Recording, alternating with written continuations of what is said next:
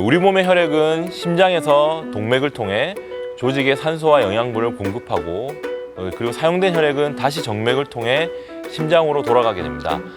심장에서 다리로 혈액이 내려오는 것은 쉽지만 다리에서 심장으로 혈액이 올라가는 것은 중력을 이겨내야 하기 때문에 힘이 드는데요. 이때 종아리 근육의 역할이 무엇보다 중요하다는 사실 알고 계신가요? 안녕하세요. 외과 전문의 백승현 원장입니다. 우리 몸에 있는 동맥혈은 심장의 펌프 작용에 의해서 이동하게 됩니다. 반면에 정맥은 심장의 도움을 받지 못합니다. 특히 다리에 있는 정맥은 강물을 거슬러 올라가는 연어처럼 길다란 정맥을 거슬러 올라가야 되는데요. 이때 중요한 역할을 하는 것이 다리 근육입니다.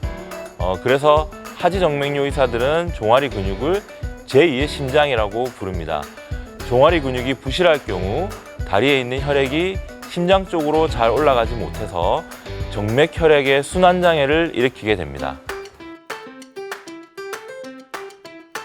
정맥 순환에 문제가 생기게 되면 심장으로 돌아와야 될 피가 잘 못 올라오는 상태라고 생각하시면 됩니다. 정맥혈은 동맥혈에 비해 산소가 적고 노폐물은 많이 함유하고 있습니다.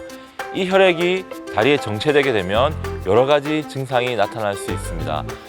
대표적인 증상으로는 다리가 붓거나 무겁고 시리고 쥐내림이나 저린 증상이 나타날 수 있으며 정맥순환 장애가 지속될 경우 다리 피부에 혈관을 따라서 가려움을 동반한 피부염 증상이나 습진 등이 생기는 경우도 있습니다.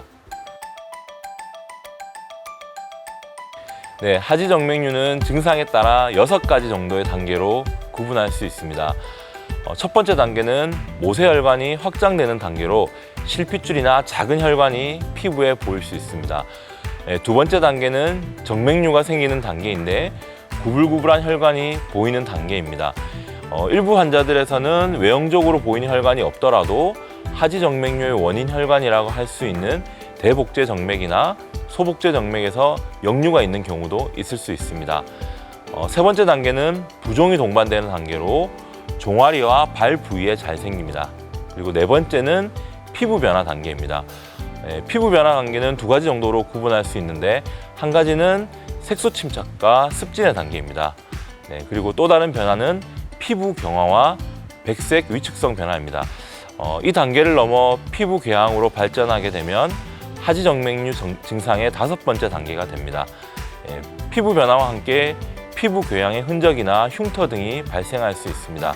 마지막으로 6번째 단계에서는 피부 변화와 동반된 진행성 피부 궤양이 나타나며 드물게 피부 괴사가 동반되는 경우도 있습니다.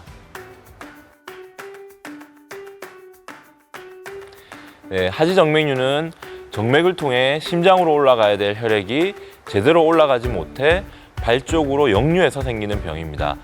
혈액이 자꾸 역류하게 되면 혈관 주변에 있는 작은 혈관들이 늘어나기 시작해 처음에는 실핏줄이 보이지만 더 시간이 지나게 되면 주변 혈관들이 커지고 정맥 압력이 높아지게 되면서 새로운 혈관들이 구불구불한 모양으로 만들어지는 경우도 있습니다.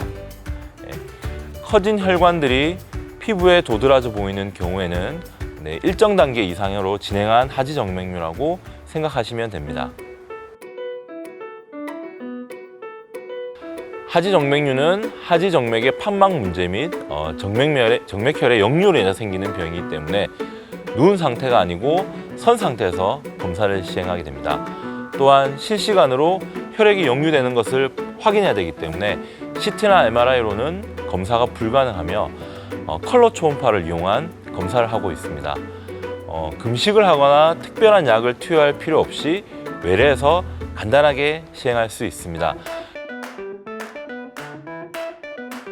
급성기에 생긴 초기 하지정맥류는 생활 습관을 교정하고 압박 스타킹을 착용하거나 약물을 복용하면 증상이 호전되기도 합니다. 하지만 일반적으로 하지정맥류는 발생 이후 시간이 지나면서 악화되는 진행성 질환이기 때문에 수술이나 시술이 필요한 경우가 많습니다. 자연 치유를 기대하기보다는 전문가와의 상담을 통해 치료 계획을 세우는 것이 좋겠습니다. 많은 분들이 오해하시는 부분이 하지정맥류는 혈관이 튀어나와야만 치료를 해야 한다.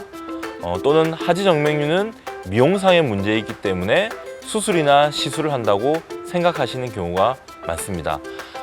다리가 무겁거나 시리거나 쥐가 나는데도 불구하고 다리에 튀어나온 혈관이 없어서 하지정맥류가 아니라고 생각하시는 분도 많습니다. 하지정맥류를 계속 방치하게 될 경우 증상이 심해져 보행에 문제가 생기기 때문에 삶의 질이 감소하며 새로운 혈관이 계속 자라나 미용상의 문제뿐 아니라 다리 저림 증상으로 인해 불면증을 호소하시는 경우도 있습니다.